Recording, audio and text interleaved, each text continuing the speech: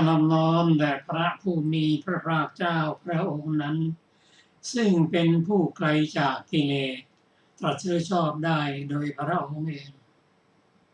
สวัสดีครับท่านผู้ฟังที่เคารพครับ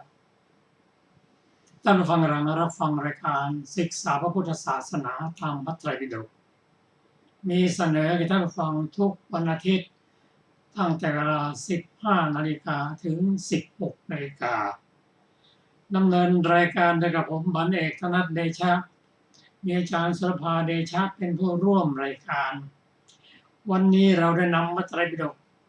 ฉบับอรรถกถาเล่มที่ 41 มาศึกษากันในพระสูตรที่ชื่อว่าพระคเทรวนิยเรวตเถระซึ่งมีอยู่ในพระไตรปิฎกฉบับมรเล่มที่ 41 หน้า 398 พระสูตรเสด็จเป็นพระสูตรที่เราจะได้ทราบถึงเรื่องของกรรมเรื่องของกฎแห่งกรรมกรรมคืออะไรกรรมคือการกระทำทางไหนทางกายทางวาจาทางใจเป็นกุศลก็ได้เป็นอกุศลก็ได้ย่อมให้ผลตามที่กระทำนั่นแหละสมดังคำที่ว่าบุคคลมีกรรมเป็นของตนเป็นทายาทของกรรมมีกรรมเป็นกำเนิดมีกรรมเป็นเผ่าพันธุ์มีกรรมเป็นที่พึ่งอาศัยกรรมนั่นแหละย่อมแยกบุคคลให้เลวให้ประณีตต่างกัน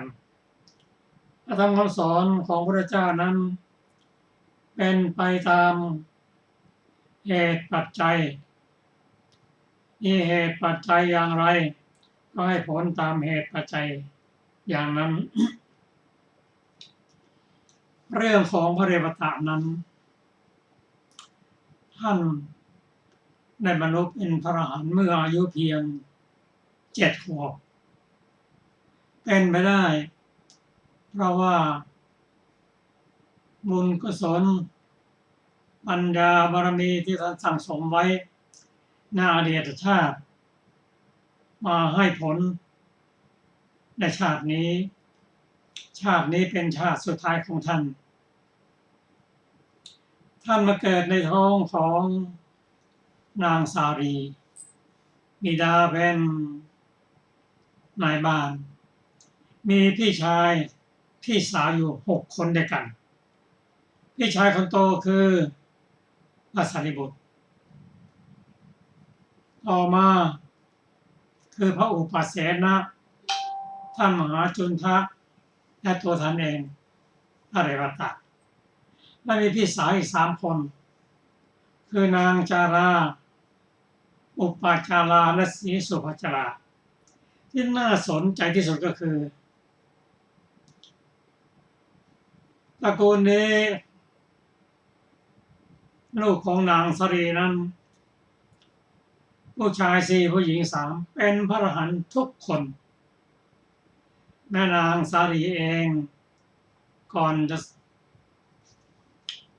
จะสิ้นชีวิตเรื่องปลายของชีวิตก็ได้เป็นพระโสดาบัน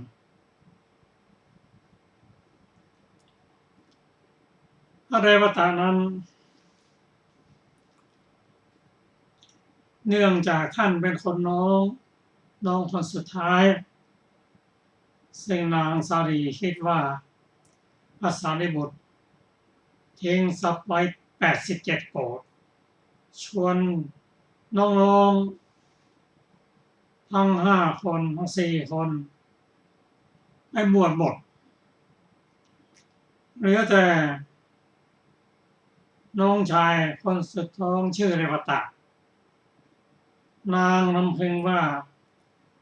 ทรัพย์สมบัติทั้งหมดที่เหลือนั้นนะมากมาย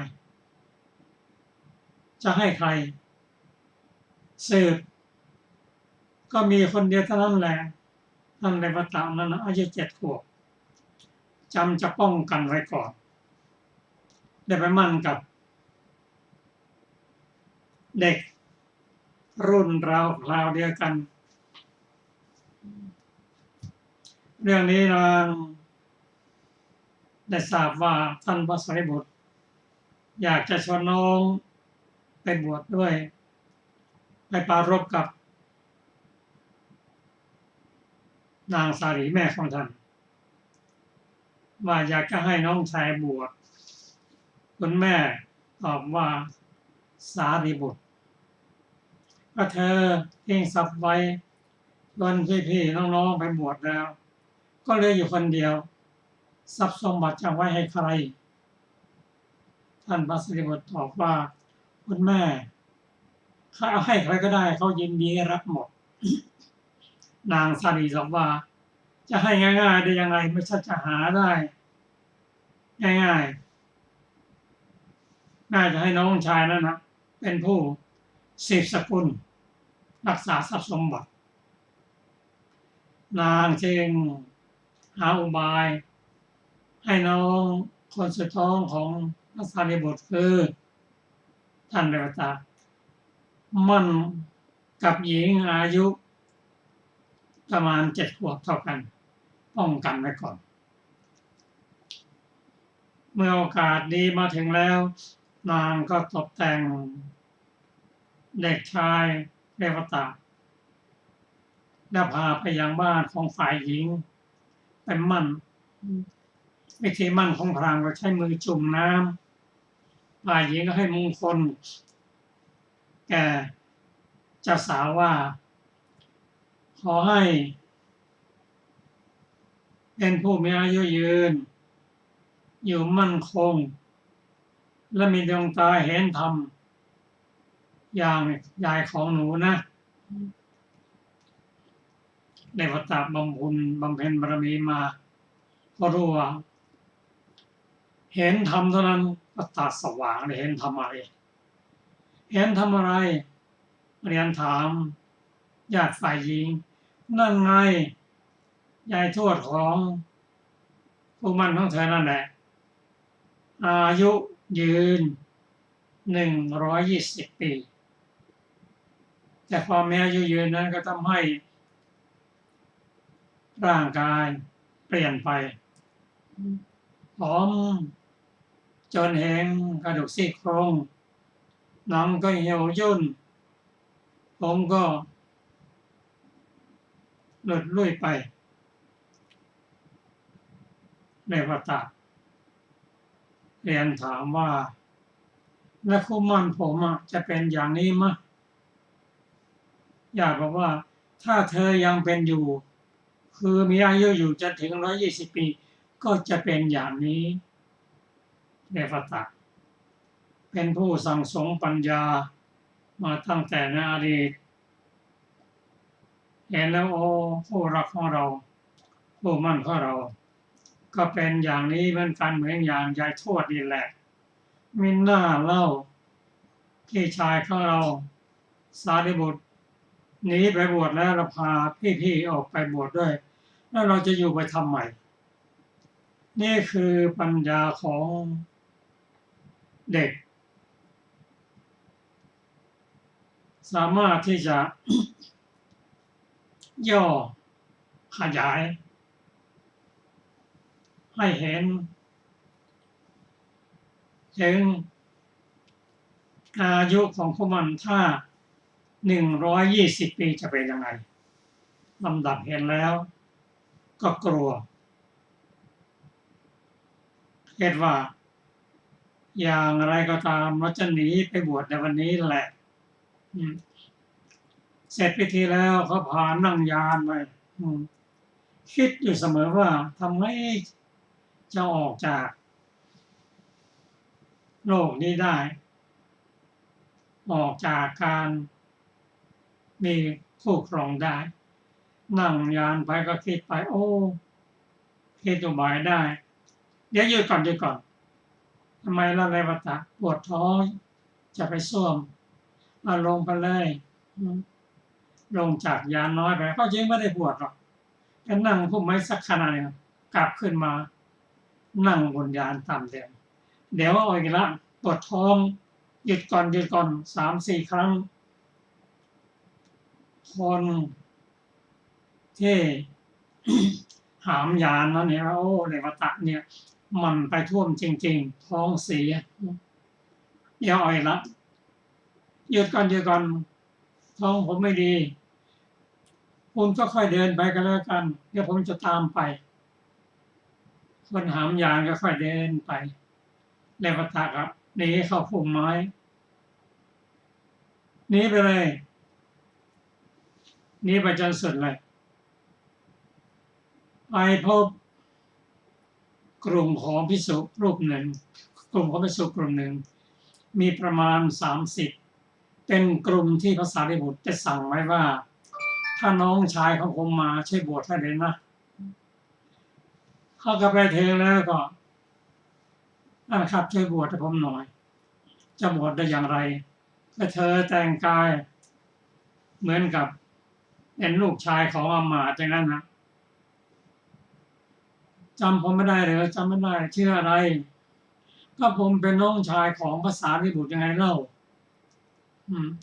เป็นน้องชายของท่านพระสารีบุตรโอ้ท่านก็กล่าวว่าท่านสั่งไว้เหมือนกันว่าน้องชายมาช่วยบวชให้ด้วย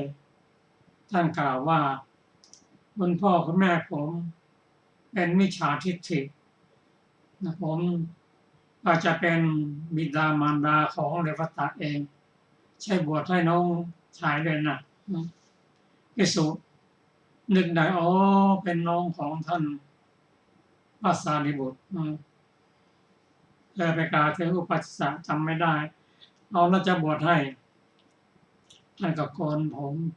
เรื่องผ้าโกนผมบวชให้เอาบวชเสร็จได้ระยะหนึ่งความคิดที่อยากจะอยู่อย่างสงบสงัดสันโดษอยู่ที่นี่เดี๋ยวเพื่อนญาติก็ตามมาอีกแล้วเข้าไปหาพระเถระขอกรรมฐานของท่านจนถึงระดับอรหันต์แล้วก็นุ่งห่มจีวรนี้เข้าป่าไประยะไกลประมาณ30 โยชน์ก็ประมาณ480 กิโลมั่นใจว่าคงจะไม่มีใครตามมาแล้วโดยเฉพาะอยู่ป่าไม้สะแกนะเป็นป่าทึบเป็นหนามคงไม่มีใครกล้าเข้าไปแล้วท่านก็ไปอยู่ที่นั่นบำเพ็ญบารมีอยู่3 เดือนมันลุกพระอรหันต์พร้อมด้วยปฏิสัมภิทา 4ปฏิสัมภิทา 4นั้นมีกล่าวไว้หลายแห่งคืออะไรนั่นก็คือปัญญาแตกฉานในเรื่องอัตในเรื่องธรรมในเรื่องของนิโรติและปฏิภาณปฏิสัมภิชาเรื่องอัตก็คืออะไรเรื่องอัตก็คือเรื่องผลเรื่อง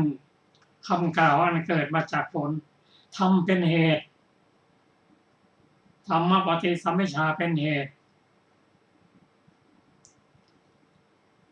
อัตถะเป็นผลรู้เหตุรู้ผลอย่างดีเห็นผลอย่างนี้ก็สาวไปหาเหตุได้เห็นเหตุอย่างนี้ก็สาวไปหาผลได้และเป็นผู้ประกอบด้วยนิรุตติภาษาที่ถูกต้องตามหลักไวยากรณ์ส่วนปฏิภาณปฏิสัมภิชานั้นคือสามารถที่จะนำออกมาได้พูดได้คิดได้เมื่อต้องการอันนี้ปฏิสัมภิชาที่นี้จะมีกับเกิดกับภิกษุผู้เป็นพระอรหันต์บุคคลหรือเป็นพระบุคคลเกิดขึ้นในสมัยที่พระองค์ยังทรงพระชนม์อยู่หรือหลังพระชนม์สิ้นพระชนม์แล้ว 1,000 ปียังมีอยู่หลังจากนั้นแล้วปฏิสัมภิชาไม่เกิดขึ้นเลยกับใครก็ตามพระสารีบุตรท่านรู้ว่าน้องชายออกบวชแล้วได้ภิกษุนั้นส่งสารไปให้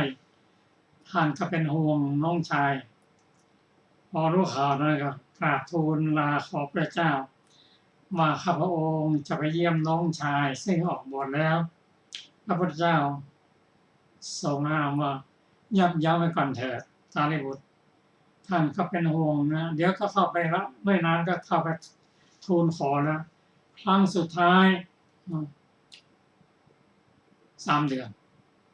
เข้าไปทูลลาจะไปให้ได้ไปเยี่ยมน้องชายพระพุทธเจ้าตรัสดีสารีบุตรเราก็จะไปด้วยท่านมหาโมคคัลลานะท่านภิกษุจำนวนมากรูปก็ติดตามไปด้วยตามไปเพื่อไปหาเยี่ยมน้องชายของพระสารีบุตรพระโอนเป็นผู้นำหน้าเดินทางไปเพราะระยะทางกึ่งเท่านั้นนะระยะทางหนึ่งเจอ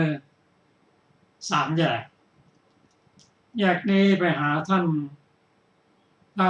เรวตะได้ทางอ้อมระยะทาง60 กิโลด้านนี้ทางลัด30 กิโลไปทางไหนดีในทางลัดนั้นมีพวกอมนุษย์อาศัยอยู่มากอาหารไม่สมบูรณ์ส่วนทางอ้อม60 กิโลนั้นเป็นทางที่อุดมสมบูรณ์มีมนุษย์อาศัยอยู่พระองค์ตรัสถามว่าอานนท์ท่านศิวลีมากับเราหรือเปล่ากราบทูลว่าพระเจ้าค่ะงั้นไปทางลัดเลยก็ไปทางลัดระยะทาง30 กิโลเหตุผลที่พระองค์ไปทางนั้นเพราะว่าปัญหาเรื่องอาหารเรื่องพักนั้นถ้าพระศิวลีมาด้วยแล้วก็ไม่มีปัญหาเพราะท่านศิวลีนั้นเป็นคนมีโชคเป็นผู้ที่ได้ทำบุญแต่ปางก่อนเทวดารักใคร่จะถวายอาหารให้ตลอด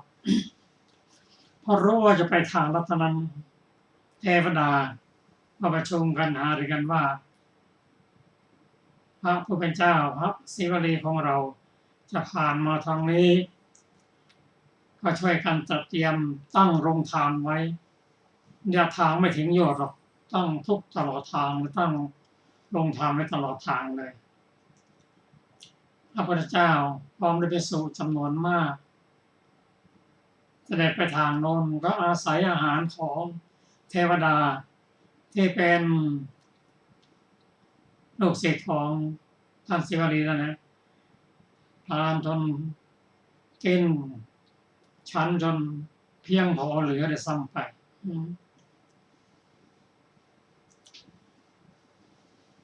ส่วนท่านพระเรวตะนั้นเราว่าพระพุทธเจ้าพร้อมด้วยพระสงฆ์และพี่ชายของตัวเองเสด็จมาท่านก็เตรียมนะฮะสถานที่ต่างๆด้วยฤทธิ์ของท่านที่พระพุทธเจ้าที่พระสงฆ์พร้อมหมดเลยพระพุทธเจ้าพร้อมด้วยภิกษุสงฆ์ผู้เป็นพระหันและผู้ยังเป็นตุชนอยู่พระสงฆ์ผู้เป็นปุถุชนมาเห็นเท่านั้นโอ้โหพระเรวตะจะเวลาไหนบำเพ็ญธรรมเนี่ยดูสิสิ่งก่อสร้างเนี่ยใช้เวลาเท่าไหร่พระพุทธเจ้านั้นคงจะเห็นแก่หน้าพระสารีบุตรเห็นแก่หน้าเห็นแก่ท่านเรวตะซึ่งเป็นน้องชายนั่นเองก็สิ่งก่อสร้างอย่างนี้ไม่มีโอกาสที่จะบำเพ็ญภาวนาหรอกเห็นแก่หน้าชัดๆคิดเป็นอย่างนั้น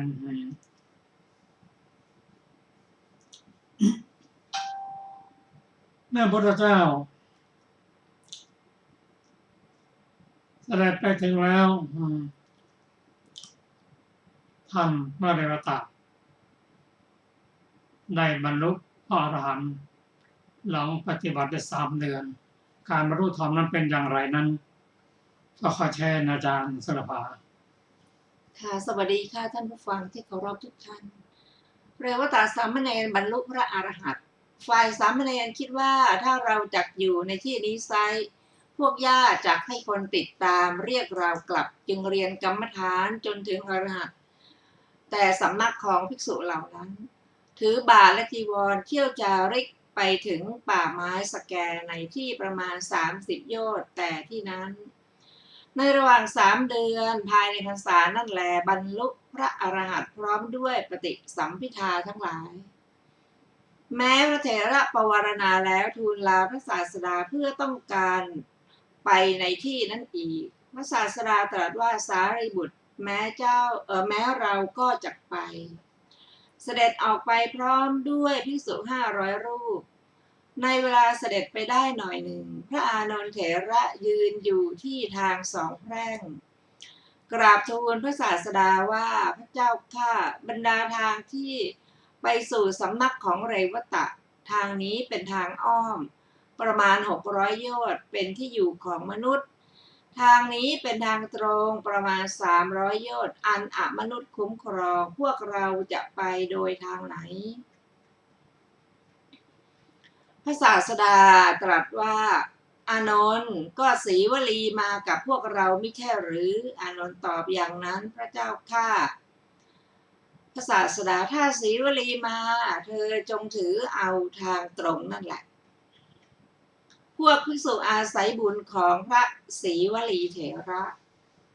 ได้ยินว่าพระศาสดามิได้ตรัสว่าเราจักยังข้าวต้มและข้าวสวยให้เกิดขึ้นแก่พวกเธอจงถือเอาทางตรงทรงทราบว่าที่นั่นเป็นที่ให้ผลแห่งบุญแก่ชนเหล่านั้นจึงตรัสว่าถ้าสีวลีมาเธอจงถือเอาทางตรงก็เมื่อพระศาสดาทรงดำเนินไปทางนั้นพวกเทวดาคิดว่าพวกเราจักทำสักการะแก่พระศรีวลีเถระพระผู้เป็นเจ้าของเราให้สร้างวิหารในที่ยอดหนึ่งไม่ให้เกินไปกว่ายอดหนึ่งลุกขึ้นแต่เช้าเที่ยวถือเอาวัตถุมีข้าวต้มเป็นต้นอันเป็นทิพย์แล้วเที่ยวไปด้วยตั้งใจว่าพระศรีวลีเถระผู้เป็นเจ้าของเรานั่งอยู่ที่ไหนพระเถระให้เทวดาถวายพัดที่นำมาเพื่อตนแก่ภิกษุสงฆ์มีพระพุทธเจ้าเป็นประมุขพระศาสดาพร้อมทั้งบริวารเสวยบุญของพระศรีวลีเถระผู้เดียวได้เสด็จไปตลอดทางกันดารประมาณ30 โยชน์ฝ่ายพระเรวตะเถระทราบการเสด็จมาของพระศาสดาจึงนิรมิตพระคันธกุฎีเพื่อพระผู้มีพระภาคเจ้านิรมิตเรือนยอด500 ที่จงกรม500และที่พักกลางคืนและที่พักกลางวัน500พระศาสดาประทับอยู่ในสำนักของพระเรวตะนานสิ้นการประมาณเดือนหนึ่งแลแม้ประทับอยู่ในที่นั้นก็เสวยบุญของพระศรีวลีเถระนั่นเองก็บรรดาภิกษุเหล่านั้นภิกษุแก่2 รูปในเวลาที่พระศาสดาเสด็จเข้าไปสู่ป่าไม้สักแกคิดแล้วอย่างนี้ว่าภิกษุนี้ทำนวกรรมคือการก่อสร้างประมาณเท่านี้อยู่จักอาจทำสมณธรรมได้อย่างไรพระศาสดาทรงทำกิจคือการเห็นแก่หน้าด้วยทรงดำริว่าเป็นน้องชายของพระสารีบุตรจึงเสด็จมาสู่สำนักของเธอผู้ประกอบนวกรรมเห็นปานนี้พระศาสดาทรงอธิษฐานให้ภิกษุลืมบริขารในวันนั้นแม้พระศาสดาทรงตรวจดูสัตว์โลกในเวลาใกล้รุ่งทรงเห็นภิกษุเหล่านั้นแล้วทรงทราบวาระจิตของภิกษุเหล่านั้นแล้วเพราะเหตุนั้นประทับอยู่ในที่นั้นสิ้นการประมาณเดือนหนึ่งแล้วในวันเสด็จออกไปทรงอธิษฐานโดยประการที่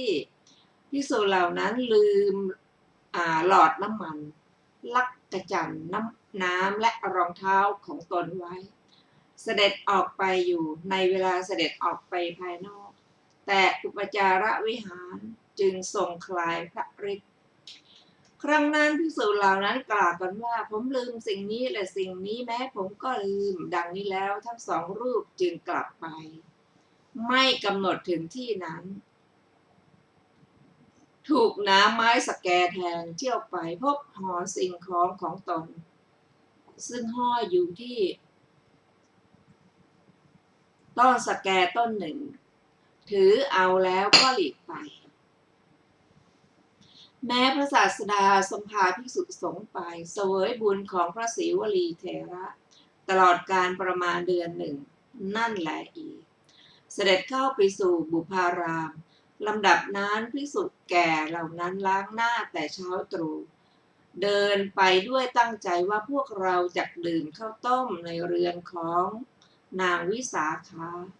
ผู้ถวายอาคันตุกภัตดื่มข้าวต้มแล้วฉันของเคี้ยวแล้วนั่งอยู่นางวิสาขาถามถึงที่อยู่ของเรวตะลำดับนั้นนางวิสาขาถามภิกษุแก่เหล่านั้นว่าท่านผู้เจริญก็ท่านทั้งหลายได้ไปที่อยู่ของเรวตะเถระกับพระศาสดาหรือภิกษุตอบว่าอย่างนั้นอุบาสิกานางวิสาขากล่าวท่านผู้เจริญที่อยู่ของพระเถระน่ารื่นรมหรือภิกษุแก่ตอบว่าที่อยู่ของพระเถระนั้นเป็นสถานที่น่ารื่นรมจักมีแต่ที่ไหนอุบาสิกาที่นั้นรกด้วยไม้สแกมีหนามขาวเป็นเช่นกับสถานที่อยู่ของพวกเปรตครั้งนั้นภิกษุหนุ่มสองรูปพวกอื่นมาแล้วอุบาสิกาถวายข้าวต้มและของควรเคี้ยวทั้งหลายแม้แก่ภิกษุหนุ่มเหล่านั้นแล้วถามอย่างนั้นเหมือนกันภิกษุเหล่านั้นกล่าวว่าอุบาสิกาพวกฉันไม่อาจพรรณนาได้ที่อยู่ของพระเถระเป็นเช่นกับเทวสภาชื่อสุธรรมาดุจตกแต่งขึ้นด้วยฤทธิ์อุบาสิกาคิดว่าภิกษุพวกที่มาครั้งแรกกล่าวอย่างอื่นภิกษุพวกนี้กล่าวอย่างอื่นภิกษุพวกที่มาครั้งแรกลืมอะไรไว้เป็นแน่จะกลับไปในเวลาคลายฤทธิ์แล้วส่วนภิกษุพวกนี้จากไปในเวลาที่พระเถระตกแต่งนิรมิตสถานที่ด้วยฤทธิ์เพราะความที่ตนเป็นบัณฑิตจึงทราบเนื้อความนั้นได้ยืนอยู่แล้วด้วยหวังว่า ขอไปจากทูลถามในการที่พระศาสดาเสด็จมาต่อการเพียงครู่เดียวแต่การนั้น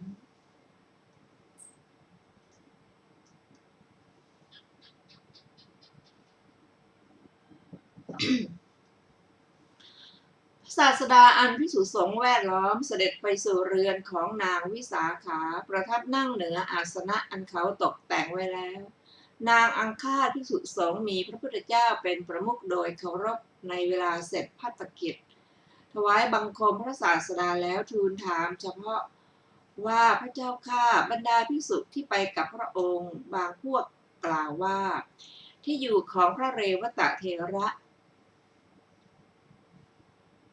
เป็นป่ารกด้วยไม้สแกบางพวกกล่าวว่าเป็นสถานที่รื่นรมที่อยู่ของพระเรวตะนั่นเป็นอย่างไรหนอแลพระศาสดาทรงตรัสคำนั้นแล้วตรัสว่าอุบาสิกาจะเป็นบ้านหรือเป็นป่าก็ตามพระอรหันต์ทั้งหลายย่อมอยู่ในที่นั้นที่ใดที่นั้นน่ารื่นรมแท้ดังนี้แล้วเมื่อจะทรงสืบอนุสนธิแสดงธรรมจึงตรัสพระคาถานี้ว่าพระอรหันต์ทั้งหลายอยู่ในที่ใดเป็นบ้านก็ตาม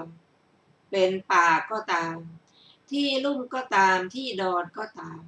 ที่นั้นเป็นภูมิสถานน่ารื่นรม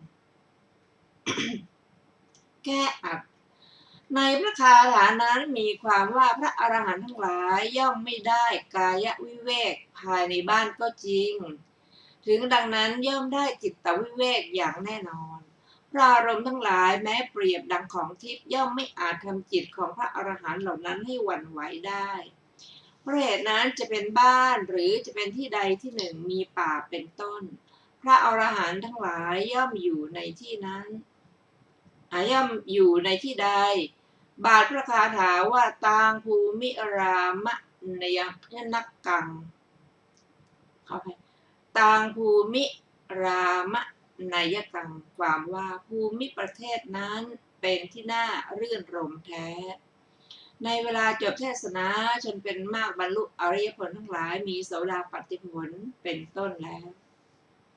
พวกวิสุปารภถึงความเป็นไปของพระศรีวลีโดยสมัยอื่นอีกภิกษุทั้งหลายสนทนากันว่า ผู้มีอายุทั้งหลายเพราะเหตุไรหนอแลท่านพระศรีวลีเถระจึงอยู่ในท้องของมารดาตลอด7 ปี 7 เดือน 7 วันเพราะกรรมอะไรจึงไหม้แล้วในนรกเพราะกรรมอะไรจึงถึงความเป็นผู้มีลาภเลิศและมียศเลิศอย่างนั้นพระศาสดาทรงสดับถ้อยคำนั้นแล้วตรัสถามว่าภิกษุทั้งหลายพวกเธอกล่าวอะไรกันเมื่อภิกษุเหล่านั้นกราบทูลว่ากถาชื่อนี้พระเจ้าข้าดังนี้แล้วเมื่อจะตรัสบุรพกรรมของท่านพระศรีวลีเถระนั้นจึงตรัสว่าบุรพกรรมของพระศรีวลีภิกษุทั้งหลายในกลับที่91แต่กลับนี้พระผู้มีพระภาคเจ้าทรงพระนามว่าวิปัสสีทรงอุบัติในโลกแล้วสมัยหนึ่งเสด็จเที่ยวจาริกไปในชนบทกลับมาสู่นครของพระบิดาพระราชาทรงตรัสเตรียมอาคันตุกะทานเพื่อภิกษุสงฆ์มีพระพุทธเจ้าเป็นประมุขทรงส่งข่าวแก่ชาวเมืองว่าชนทั้งหลายจงมาเป็นสหายในทานของเราชนเหล่านั้นทำอย่างนั้นแล้วคิดว่าพวกเราจักถวายให้ยิ่งกว่าทานที่พระราชาถวายแล้วจึงทูลนิมนต์พระศาสดาในวันรุ่งขึ้นตกแต่งทานแล้วก็ส่งข่าวไปทูลแด่พระราชาพระราชาเสด็จมาทอดพระเนตรเห็นทานของชนเหล่านั้นแล้วทรงดำริว่าเราจักถวายทานให้ยิ่งกว่าทานนี้ในวันรุ่งขึ้นทรงนิมนต์พระศาสดาแล้วพระราชาไม่สามารถจะให้ชาวเมืองแพ้ได้เลยถึงชาวเมืองก็ไม่สามารถจะให้พระราชาแพ้ได้ในครั้งที่6ชาวเมืองคิดว่าบัดนี้พวกเราจักถวายทานในวันพรุ่งนี้โดยประการที่ใครๆไม่อาจพูดได้ว่าวัตถุชื่อนี้ไม่มีในทานของชนเหล่านี้ดังนี้แล้วในวันรุ่งขึ้นจัดแจงของถวายเสร็จแล้วตรวจดูว่าอะไรหนอยังไม่มีในทานนี้ไม่ได้เห็นน้ำผึ้งดิบเลยส่วนน้ำผึ้งสุกมีมากชนเหล่านั้นให้คนถือเอาทรัพย์ 4,000 แล้วส่งไปในประตูแห่งพระนครทั้ง 4เพื่อต้องการน้ำผึ้งดิบครั้งนั้นคนบ้านนอกคนหนึ่งมาเพื่อจะเยี่ยมนายบ้านเห็นรวงผึ้งในระหว่างทางไล่ตัวผึ้งให้หนีไปแล้วตัดกิ่งไม้ถือรวงผึ้งพร้อมทั้งคอนนั้นแหลเข้าไปสู่พระนครด้วยตั้งใจว่าเราจะให้แก่นายบ้านบุรุษผู้ไปเพื่อต้องการน้ำผึ้งพบคนบ้านนอกนั้นแล้วจึงถามว่าท่านผู้เจริญน้ำผึ้งท่านขายไหมคนบ้านนอกตอบไม่ขายนายบุรุษก็เชิญท่านรับเอากหาปณะนี้แล้วจงให้รวงผึ้งแก่ฉันเถิดคนบ้านนอกนั้นคิดว่ารวงผึ้งนี้ย่อมไม่ถึงค่าแม้สักบาทหนึ่งแต่บุรุษนี้ให้ทรัพย์กหาปณะหนึ่งเห็นจะเป็นผู้มีกหาปณะมากเราควรเคลื่อนราคาลำดับนั้นเขาจึงตอบกับบุรุษว่าฉันให้ไม่ได้บุรุษก็กล่าวว่าถ้ากระนั้นท่านจงรับทรัพย์2 กหาปณะคนบ้านนอกตอบว่าแม้ด้วยทรัพย์2 กหาปณะฉันก็ให้ไม่ได้เขาขึ้นราคาด้วยอาการอย่างนั้นจนถึงบุรุษนั้นกล่าวว่าถ้ากระนั้นขอท่านจงรับเอาทรัพย์1,000 กหาปณะนี้ดังนี้แล้วน้อมห่อพันธะเข้าไปทีนั้นคนบ้านนอกกล่าวกับบุรุษนั้นว่าท่านบ้าหรือน้อแลหรือไม่ได้โอกาสเป็นที่เก็บกหาปณะน้ำผึ้งไม่ถึงค่าเพียง1 บาทท่านยังกล่าวว่าท่านรับเอากหาปณะ1,000แล้วจงให้รวงผึ้งแก่ฉันชื่อว่าเหตุอะไรกันนี้ บุรุษนั้นตอบว่าผู้เจริญข้าพเจ้ารู้ก็กรรมของข้าพเจ้าด้วยน้ำผึ้งนี้มีอยู่เพราะเหตุนั้นข้าพเจ้าจึงพูดอย่างนั้นคนบ้านนอกก็ถามว่ากรรมอะไรนายบุรุษก็ตอบว่าพวกข้าพเจ้าเตรียมมหาทานเพื่อพระวิปัสสีสัมมาสัมพุทธเจ้าผู้มีสมณะ6,800,000เป็นบริวารในมหาทานนั้นยังไม่มีน้ำผึ้งดิบอย่างเดียวเท่านั้นเพราะฉะนั้นข้าพเจ้าจึงขอซื้อรวงผึ้งด้วยอาการอย่างนั้นคนบ้านนอกก็เมื่อเป็นอย่างนั้นข้าพเจ้าจักไม่ให้ด้วยราคาถ้าแม้ข้าพเจ้าได้ส่วนบุญในทานบ้างไซข้าพเจ้าจักให้บุรุษนั้นไปบอกเนื้อความนั้นแก่ชาวเมืองทราบความที่ศรัทธาของเขามีกำลังจึงรับว่าสาธุขอเขาจงเป็นผู้ได้ส่วนบุญพวกชาวเมืองนั้นนิมนต์ภิกษุสงฆ์มีพระพุทธเจ้าเป็นประมุขให้นั่งแล้วถวายข้าวต้มและของเคี้ยวให้คนนำถาดทองคำอย่างใหญ่มาให้บีบรวงผึ้งแล้วแม้กระบอกนมส้มอันมนุษย์นั้นแลนำมาเพื่อต้องการเป็นของกำนันมีอยู่เขาเทขนมขอไปเขาเทนมส้มแม้นั้นลงในถาดแล้วเคล้ากับน้ำผึ้งนั้นได้ถวายแก่ภิกษุสงฆ์มีพระพุทธเจ้าเป็นประมุขจำเดิมแต่ต้นน้ำผึ้งนั้นทั่วถึงแก่ภิกษุทุกรูปผู้รับเอา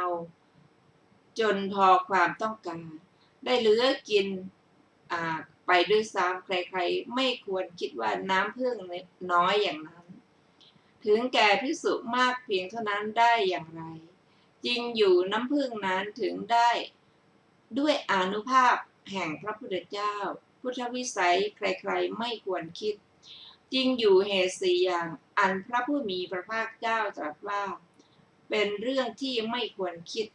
ใครๆเมื่อไปคิดเหตุเหล่านั้นเข้าย่อมเป็นผู้มีส่วนแห่งคนบ้าทีเดียวด้วยประการฉะนี้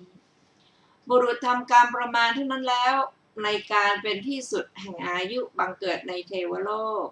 ท่องเที่ยวอยู่สิ้นกาลนานประมาณเท่านั้นในสมัยหนึ่งจุติจากเทวโลกบังเกิดเป็นในราชตระกูลในกรุงสาวัตถีโดยการที่พระชนกสวรรคตถึงความเป็นพระราชาแล้วท้าวเธอทรงดำริว่าจักยึดเอาพระนครหนึ่งจึงเสด็จไปล้อมนครนั้นไว้และส่งสารไปแก่ชาวเมืองว่าจงให้ราชสมบัติหรือให้การยึดชาวเมืองเหล่านั้นตอบว่าจักไม่ให้ทั้งราชสมบัตินั่นแหละจักไม่ให้ทั้งการยึด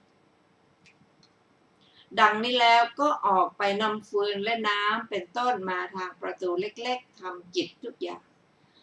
ฝ่ายพระราชานอกนี้รักษาประตูใหญ่4ประตูล้อมพระนครไว้สิ้น7 ปียิ่งด้วย7 เดือน 7 วันในการต่อมาพระชนนีของพระราชานั่นตรัสถามว่าบุตรของเราทำอะไรทรงสดับเรื่องนั้นว่าทรงทำกรรมเช่นนั้นพระเจ้าค่ะตรัสว่าบุตรของเราโง่พวกเธอจงไปทูลแก่บุตรของเรานั้นว่าจงปิดประตูเล็กๆล้อมพระนครถ้าเธอทรงสดับคำสอนของพระชนนีแล้วก็ได้ทรงทำอย่างนั้นฝ่ายชาวเมืองเมื่อไม่ได้เพื่อออกไปภายนอกในวันที่7จึงปลงพระชนพระราชาของตนเสียได้ถวายราชสมบัติแด่พระราชานั้นท้าวเธอทรงทำกรรมนี้แล้วในการเป็นที่สิ้นสุดแห่งอายุบังเกิดในอเวจีไม่แล้วในนรกตราบเท่าท่านมหาปัตตภีนี้หนาขึ้นได้ประมาณโยชน์หนึ่งจุติจากอัตภาพนั้นแล้วถือปฏิสนธิในท้องของมารดานั้นนั่นแหละอยู่ภายในท้องสิ้น7 ปียิ่งด้วย7 เดือนนอนขวางอยู่ที่ปากช่องกำเนิดสิ้น7 วันเพราะความที่ตนปิดประตูเล็กๆทั้ง4สุดทั้งหลายสีวลีไม่แล้วในระลกสิ้นการประมาณเท่านั้นเพราะกรรมที่เธอล้อมพระนครแล้วยึดเอาในการนั้นถือปฏิสนธิในท้องของมารดานั้นนั่นแหละอยู่ในท้องสิ้นการประมาณเท่านั้นเพราะความที่เธอปิดประตูเล็กๆทั้ง เป็นผู้ถึงความเป็นผู้มีลาภเลิศมียศเลิศเพราะความที่เธอถวายน้ำผึ้งใหม่ด้วยประการอย่างนี้พวกภิกษุชมเชยบุญของเรวตะในวันรุ่งขึ้นภิกษุทั้งหลายสนทนากันว่าแม้สามเณรผู้เดียวทำเรือนยอด500 หลังเพื่อภิกษุ500 รูปมีลาภมียศน่าชมจริงพระศาสดาเสด็จมาตรัสถามว่าภิกษุทั้งหลายบัดนี้พวกเธอนั่งประชุมกันด้วยถ้อยคำอะไรหนอเมื่อภิกษุเหล่านั้นกราบทูลว่าด้วยถ้อยคำชื่อนี้พระเจ้าข้าตรัสว่าภิกษุทั้งหลายบุตรของเราไม่มีบุญไม่มีบาปพระบุญและบาปทั้งสองเธอละเสียแล้วได้ตรัสพระคาถานี้ในพรหมวรรคว่าบุคคลใดในโลกนี้ล่วงเครื่องข้อง2 อย่างคือบุญและบาปเราเรียกบุคคลนั้นผู้ไม่โศกปราศจากกิเลสเพียงดังธุลีผู้หมดจดว่าเป็นพรหมณ์จบเรื่องพระคันธิระวนิยเรวตะเถระ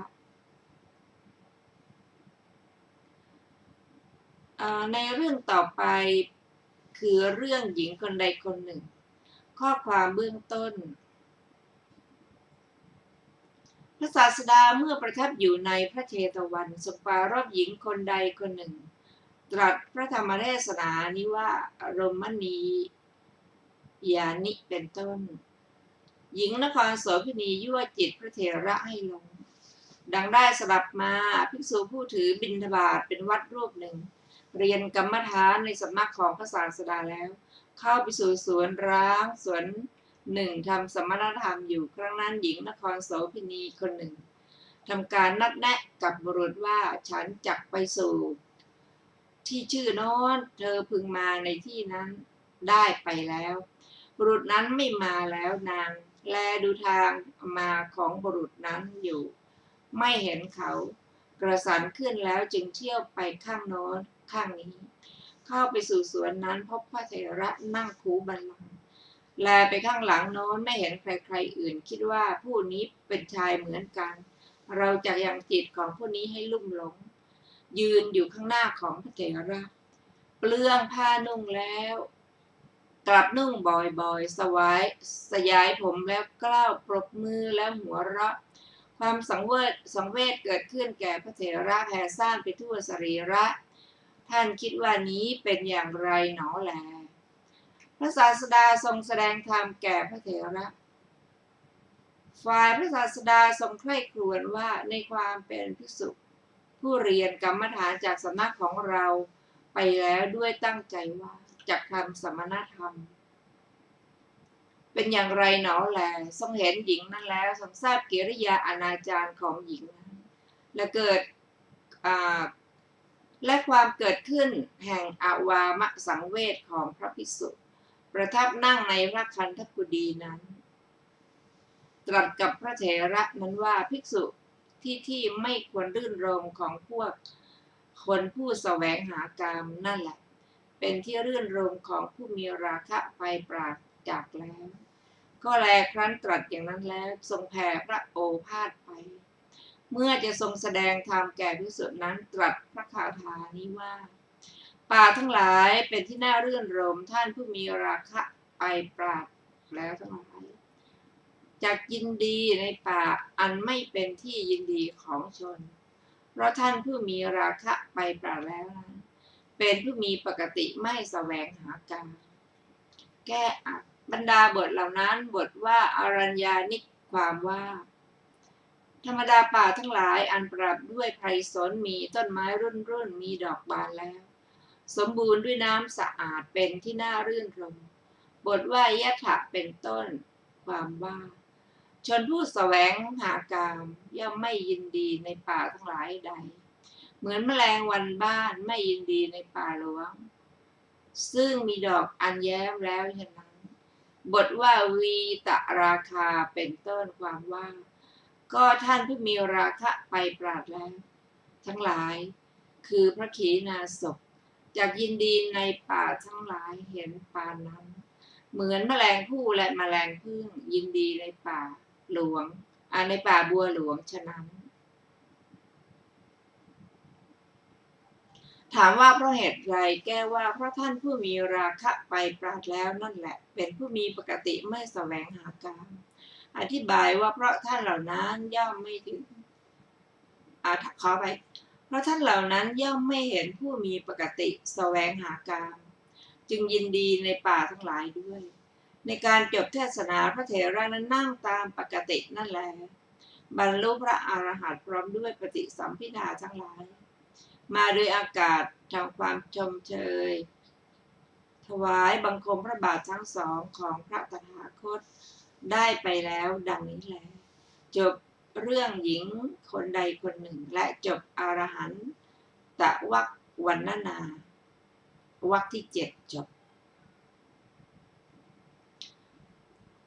ต่อไปเป็นคาถาธรรมบทสหัสวรรคที่8ว่าด้วยสิ่งเดียวประเสริฐกว่าร้อยกว่าพัน1หากวาจาแม้ตั้งพันไม่ประกอบด้วยบทที่เป็นประโยชน์ไซบทที่เป็นประโยชน์บทเดียวซึ่งบุคคลฟังแล้วสงบระงับได้ประเสริฐกว่า2หากว่าคาถาแม้1,000ไม่ประกอบด้วยบทเป็นประโยชน์คือไม่ประเสริฐบทแห่งคาถาบทเดียวซึ่งบุคคลฟังแล้วสงบระงับได้ประเสริฐกว่า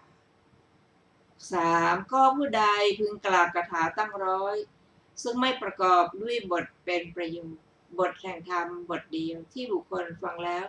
สงบระงับได้ประเสริฐกว่าการกล่าวคาถาตั้งร้อยของผู้นั้นผู้ใดพึงชนะมนุษย์1,000คูณด้วย1,000คือ1 ล้านในสงครามผู้นั้นหาชื่อว่าเป็นยอดแห่งชนผู้ชนะในสงครามไม่ส่วนผู้ใดชนะตนคนเดียวผู้นั้นแลเป็นยอดแห่งผู้ชนะในสงครามข้อ4ตนนั่นแลบุคคลชนะแล้วประเสริฐส่วนหมู่สัตว์นอกนี้บุคคลชนะแล้วไม่ประเสริฐเลยเพราะเมื่อบุรุษฝึกตนแล้วประพฤติสำรวมเป็นนิจเทวดาคนธรรมมารพร้อมทั้งพรหมพึงทำความชนะของสัตว์เห็นปานนั้นให้กลับแพ้ไม่ได้เลยผู้ใดพึงบูชาด้วยทรัพย์1,000ทุกๆเดือนสิ้น100 ปีส่วนการบูชานั้นแหละเป็นที่เขาไหมส่วนการบูชานั้นนั่นแหละของผู้ที่พึงบูชาท่านผู้มีตนอบรมแล้วคนเดียวแม้ครู่หนึ่งประเสริฐกว่าการบูชาของผู้นั้นการบูชาสิ้น100 ปีจะประเสริฐอะไรเล่า6ก็สัตว์ใดพึงบำเรอไฟในป่าตั้ง100 ปีส่วนเขาพึงบูชาท่านผู้มีตนอบรมแล้วผู้เดียวแม้ครู่หนึ่งการบูชานั้นนั่นแลประเสริฐกว่าการบูชาในป่าตั้ง100 ปีการบูชา100 ปีจะประเสริฐอะไรเล่า7ผู้มุ่งบุญพึงบูชาอย่างและทำบำบวงอย่างใดอย่างหนึ่งในโลกตลอดปีทานนั้นแม้ทั้งหมดไม่ถึงส่วน4การอภิวาทใหญ่ในท่านผู้ดำเนินตรงวิประเสริฐสุดข้อ8ทำ4ประการคืออายุวันนะสุขภละเจริญแก่บุคคลผู้กราบไหว้เป็นนิจผู้อ่อนน้อมต่อท่านผู้เจริญเป็นนิจข้อ9ก็ผู้ใดมีทุศีลมีใจไม่ตั้งมั่นพึงเป็นอยู่100 ปีความเป็นอยู่วันเดียวของผู้มีศีลมีฌานประเสริฐกว่าความเป็นอยู่ของผู้นั้นข้อ10ก็ผู้ใดมีปัญญาสามมีใจตั้งมั่นพึงเป็นอยู่100 ปีความเป็นอยู่วันเดียวของผู้มีปัญญามีฌานประเสริฐกว่าความเป็นอยู่ของผู้นั้นแล11ก็ผู้ใดเกียจคร้านมีความเพียรอันซามพึงเป็นอยู่100 ปีความเป็นอยู่วันเดียวของท่านผู้ประรบความเพียรนั่นประเสริฐกว่าชีวิตของผู้นั้นข้อ12ก็ผู้ใดไม่เห็นความเกิดขึ้นและความเสื่อมอยู่พึงเป็นอยู่100 ปีความเป็นอยู่วันเดียวของผู้เห็นความเกิดและความเสื่อมประเสริฐกว่าความเป็นอยู่ของผู้นั้น13ก็ผู้ใดไม่เคยเห็นบทอันไม่ตายพึงเป็นอยู่100 ปี ความเป็นอยู่วันเดียวของผู้เห็นบทอันไม่ตายประเสริฐกว่าความเป็นอยู่ของผู้นั้นผู้ใดไม่เห็นธรรมมันยอดเยี่ยมพึงอยู่100 ปีความเป็นอยู่วันเดียวของผู้เห็นธรรมอันยอดเยี่ยมประเสริฐกว่าความเป็นอยู่ของผู้นั้นจบสหัสวรรษที่8 ในสหัสวรรษวรรณนาเรื่องที่1ชื่อเรื่องบุรุษผู้ฆ่าโจรมีเคราแดงข้อความเบื้องต้นพระศาสดาเมื่อประทับอยู่ในพระเวฬุวันทรงปรารภบุรุษผู้ฆ่าโจรมีเคราแดงตรัสพระธรรมเทศนานี้ว่าสหัสมะปิเกวาจาเป็นต้นเพชฌฆาตเคราแดงดังได้สดับมาโจร499 คนทำกรรมมีการปล้นชาวบ้านเป็นต้นสำเร็จความเป็นอยู่แล้วครั้งนั้นบุรุษผู้หนึ่งมีตาเหลืองมีคราวแดงไปยังสำนักของโจรเหล่านั้นจึงกล่าวว่าแม้เราจะเป็นอยู่กับพวกท่านทีนั้นพวกโจรแสดงบุรุษนั้นแก่หัวหน้าโจรแล้วกล่าวว่าชายแม่นี้ปรารถนาจะอยู่ในสำนักของพวกเราครั้งนั้นหัวหน้าโจรแลดูบุรุษนั้นแล้วคิดว่าบุรุษผู้นี้กักขระนัก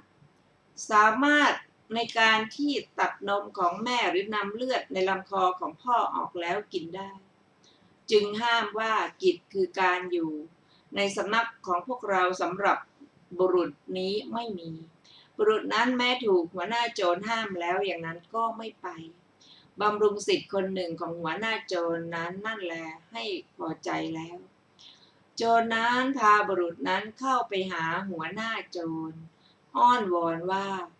นายผู้นี้เป็นคนดีมีอุปการะแก่พวกเราขอท่านจงสงเคราะห์เขาเถิดให้หัวหน้าโจรรับไว้แล้วภายหลังวันหนึ่งพวกชาวเมืองร่วมกันกับพวก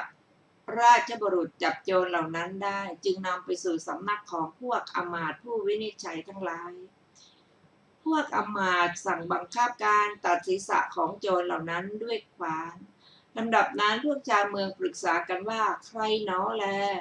จะฆ่าโจรเหล่านี้แสวงหาอยู่ไม่เห็นใครๆผู้ปรารถนาเพื่อจะฆ่าโจรเหล่านั้นจึงพูดกับหัวหน้าโจรว่าท่านฆ่าโจรเหล่านี้แล้วจักได้ทั้งชีวิต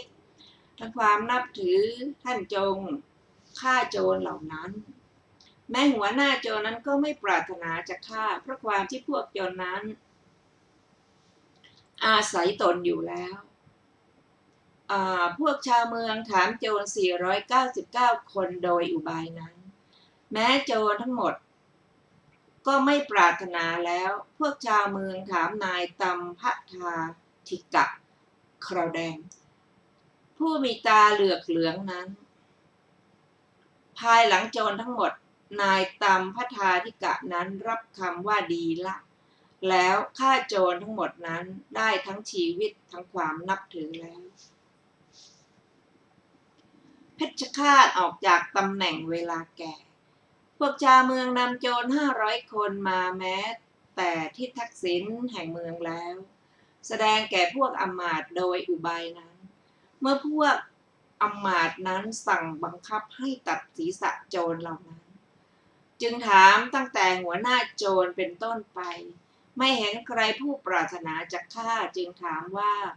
ในวันก่อนบุรุษหนึ่งฆ่าโจร500 คนแล้วบุรุษนั่นอยู่ที่ไหนหนอแล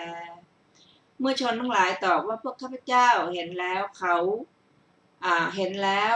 ในที่ชื่อโน้นจึงให้เรียกเขาแล้วสั่งบังคับว่าท่านจงฆ่าโจรเหล่านี้ท่านจะได้ความนับถือ